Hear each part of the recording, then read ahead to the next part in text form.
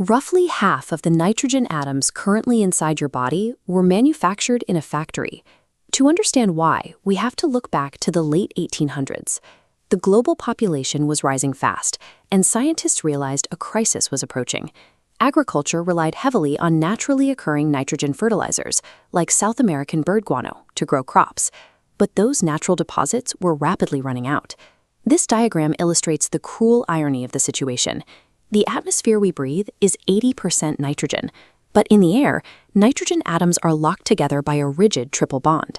That bond is so strong that it prevents the nitrogen from reacting with other elements, making it completely unusable by plants. Humanity was staring down widespread, inevitable starvation, surrounded by an ocean of the exact element needed to grow food, yet completely unable to absorb it. In 1904, a driven German chemist named Fritz Haber decided to crack that unbreakable bond. He built a custom apparatus, shown in this schematic behind Haber, capable of subjecting atmospheric gases to extreme pressure. But pressure alone wasn't enough. By adding intense heat and an iron catalyst, Haber finally shattered the triple bond, extracting liquid ammonia directly from the air. This graph shows the result of that breakthrough. For millennia, the human population remained relatively flat, but the moment Haber's process was scaled up by chemical company BASF to produce limitless synthetic fertilizer, global population numbers exploded. For discovering how to pull bread from the air, Haber was awarded the 1918 Nobel Prize in Chemistry. Yet, when it was time to receive the award, top scientists boycotted the ceremony in disgust. They treated him like a monster. How does the creator of the most life-saving invention in human history become one of the most reviled scientists of the modern era? The answer lies in the physical chemistry of the nitrogen bond itself. It requires a massive amount of energy to force those atoms apart. But when two nitrogen atoms snap back together, they release a tremendous, violent burst of energy. The exact same factory process used to manufacture agricultural ammonia requires only a slight modification to produce nitric acid, and nitric acid is the foundational chemical needed to manufacture high explosives. When World War I broke out in 1914, the British Navy immediately blockaded Germany, cutting off their supply of imported nitrates. Within months, the German military was running out of gunpowder. Haber stepped in to solve the problem.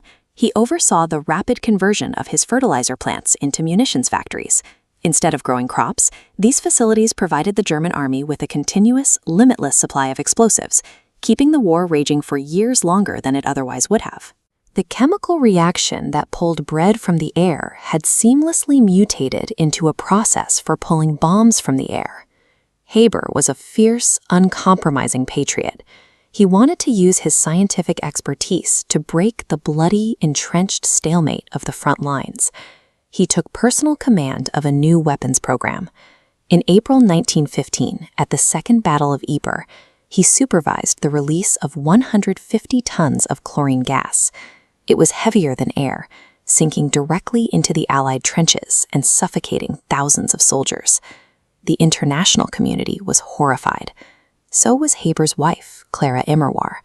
Clara was a brilliant chemist in her own right, the first woman to earn a PhD in chemistry at her university. She publicly denounced her husband's work on gas warfare, calling it a perversion of science. Haber ignored her. He held a dinner party at their home to celebrate his promotion to captain and the success of the gas attacks. That night, Clara took Haber's military pistol and shot herself in their garden. The very next day, Haber left for the Eastern Front to oversee another gas deployment, leaving others to handle his wife's funeral. Haber's calculated pursuit of total scientific victory had completely blinded him to the horrific human cost of his actions, both on the battlefield and inside his own home. Germany ultimately lost the war. Haber found himself branded a war criminal by the Allies. Desperate to prove his loyalty and pay off his country's crippling war debts, he spent years trying to extract gold from seawater.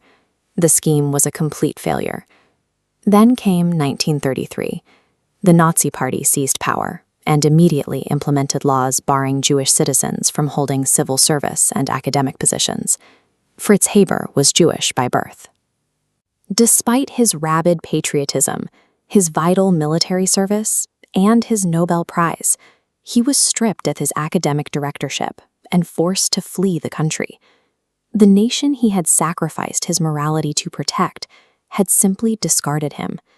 He died in exile less than a year later. But his chemical legacy was not over. Back in the 1920s, Haber's Research Institute had developed a cyanide-based agricultural insecticide. It was called Zyklon A. A decade after Haber's death, Nazi scientists tweaked his institute's formula. They removed the chemical compounds that provided a foul-smelling warning odor, engineering a strictly lethal variant, Zyklon B. Zyklon B became the primary instrument of death in the Holocaust extermination camps. Ultimately, this chemical was used to murder members of Fritz Haber's own extended family.